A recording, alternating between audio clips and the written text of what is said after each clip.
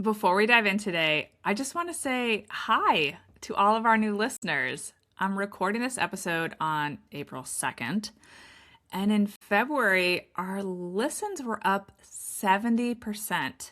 And then in March, they were up another 37%. So if you are new here, hello. I'm thrilled to have you here. And for those of you who have been around from day one, thank you so much for sharing the podcast with other parents. You guys are the best.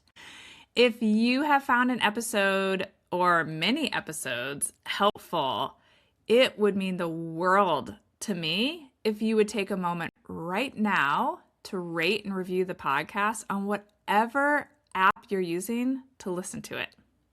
This is truly one of the best ways to support this podcast and to help us continue to share this free resource with parents all over the world. Okay, on to today's episode where we're going to talk about big kid sleep regressions. Those sleep regressions that kind of happen at the end of the school year, because I think many of us are there. Hi, I'm Allison Egidi, a pediatric sleep and wellness coach and a mom of two. I love to help parents find solutions. This is How Long Till Bedtime.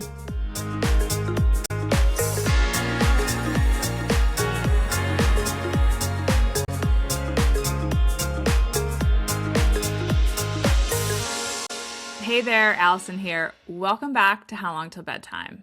Can I just say something out loud that I think many of us are feeling right now? Many of us are a little over it.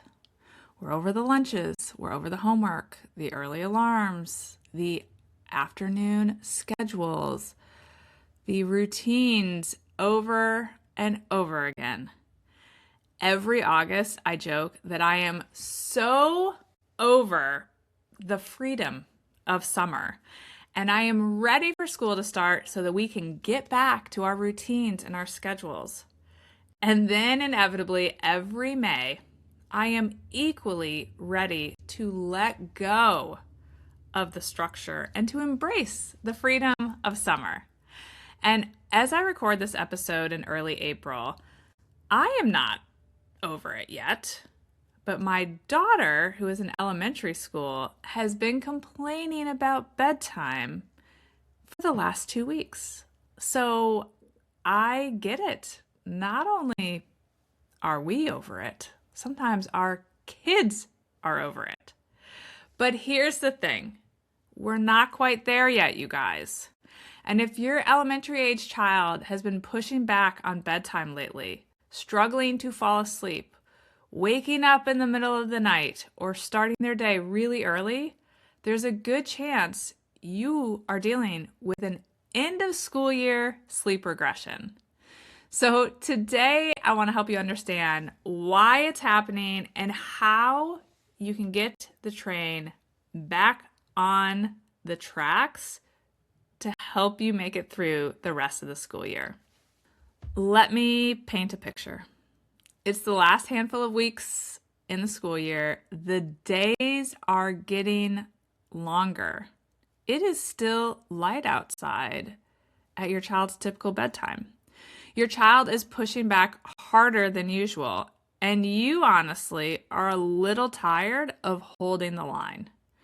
Parents often tell me that they think it's about the days getting longer, the brightness outside, that those longer days are what are keeping their kids up later.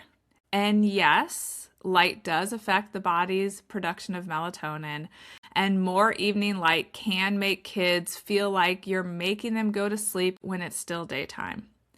But typically, a lot of what's driving the end of year sleep regressions isn't just the light. It's just the collective exhaustion of everyone involved. Kids are over the school year structure and parents are over enforcing it. And when the enforcement gets a little looser, even subtly, kids pull that thread. and they push back even more. Bedtime drifts later, routines get a little sloppier, and before long, sleep quality starts to slip. And behavior might be going downhill, everyone's attitudes might be spiking in a way we don't like. I see it every spring, and I am not immune to it in my own household. As I mentioned, my youngest daughter, she is in 5th grade, and her ideal school year bedtime is 7:30. In early April, as I'm recording this here, she's over her early bedtime. Now, she's my rule follower, so she doesn't give me a lot of trouble at bedtime in general, but for the past couple of weeks, she's been very vocal about the fact that she does not want to go to bed at 7:30 anymore. And here's the thing, part of her feelings around that are not just real, they're like legit that she doesn't feel like she wants to go to bed then because she's in the early stages of puberty. And one of the things that happens as kids move through puberty is that their circadian rhythm genuinely shifts later. Their body is wanting to stay up later and sleep in later. So when she tells me she's not tired at 7:30, I do believe her. But here's what's also true. She still needs 11 hours of sleep to be her best little self. And she knows it because she will admit it sometimes begrudgingly that on the days after she goes to bed later than usual, she is more tired and more easily annoyed by all things. She has that self-awareness, which I love, but that doesn't make her excited to go to bed at 7:30. So I try to be empathetic without caving. When she complains, I say something along the lines of, I know, I get it. I'm ready for a break from all the schedules too, including bedtime. But after spring break, you only have 7 more weeks of school. And then you can go to bed a little bit later because you'll be able to sleep in later and still get the sleep your body needs. So for now, your body still needs you to go to bed at 7:30 so that you can get up for school and be your best little happy self. Now, don't get me wrong, this little pep talk, it doesn't make her excited to go to bed, but she accepts it. She continues to complain, and then I continue to hold the structure. So, what should you do if your child isn't in early puberty and isn't quite as easy about going to bed as my daughter, and they're really resisting bedtime or struggling to fall asleep or dealing with nighttime or early morning wakings? Here's what I recommend. Reset the routine and the timing. Just like I talked about in episode 235, go back to watching for your child's sleep wave and see when their second wind is kicking in. Try to get ahead of it. If bedtime has been drifting later, pull it back to what was working at the beginning of the school year and see what happens over the next few nights and days. Protect the hour before bedtime. And this is a big one this time of year. If your child is resisting bedtime or having a hard time falling asleep, take a look at what's happening during that hour before the routine. Are they playing outside? That's great in theory, but do it before dinner, not after. Screens, roughhousing, running, jumping, wrestling, tickling, all of those things can be activating for the nervous system, and they can make it harder for kids to wind down. And I think this time of the year, as the weather's getting better and the days are getting longer, we're more likely to kind of let those things go. So instead, in that last hour, test out routines that are calm. And if you still have extra time, think about, instead of running around outside, playing a low-key family game, Uno or some other card game. My kids are currently into this Monopoly card game. Or do a family puzzle, something that brings you together and you're having fun and everyone feels connected, but without ramping the kids up. Keep the bedtime routine simple and consistent. A good elementary age bedtime routine does not need to be complicated, and frankly, it's not that much different than an infant routine. So think about a shower or bath, putting on their jammies, brushing their teeth, 15 minutes of reading, lights out. That's it. The consistency is what signals to your child's brain and body that sleep is coming. Address the light issue directly. If your child is pointing to the fact that it is still light out at their bedtime and that is why they are not tired, don't dismiss it, explain it. You might say, "You're right, the days are getting longer and it's going to keep getting lighter outside and it's going to be lighter later and later all the way through the summer." That's actually because of the way the earth tilts towards the sun this time of year. But even though it's light outside in the spring and the summer, your body still needs the same amount of sleep, and you still have to get up early for school.